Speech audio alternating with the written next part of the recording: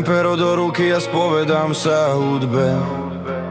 Sedím na balkóne, pozerám do prázdna a premýšľam, čo bude. Ďalej v hlave milión myšlienok, ktoré mi nedajú dýchať. Píšem text do zlomenom srdci už asi po stýkrát. Môžem to rozdýchať. Prišla do môjho života tak nečakane. Chlapec myslel, že milovať ho neprestane. Všetko vyzeralo ako v raji, svet mal ešte farby. Tá láska sa dala krájať, bolo ju cítiť na všetky svetové strany. Neviem prečo sa osud so mnou tak hrá. Nechápem ničomu, môj svet sa trhá.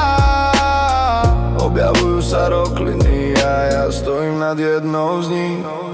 Na dne číhajú tiene, ktoré čakajú na môj posledný výdych. Zlomený stojím sám medzi ničotou a rozhodnutím, či ďalej bojovať, alebo sa rozplyniem v dým.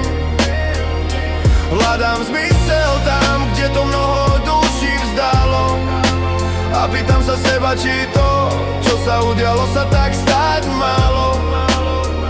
Hej. Padám aj keď stojím pevne nohami na zemi. Tam, kde bol kedysi život, dostali rozbité tantemy.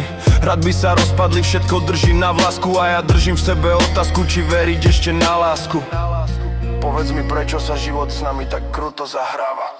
Zlomený stojím sám medzi ničotou a rozhodnutím, či ďalej bojovať, alebo sa rozplyniem v dým. Hľadám zmysel tam, kde to mnoho duší vzdalo, a pýtam sa seba, či to,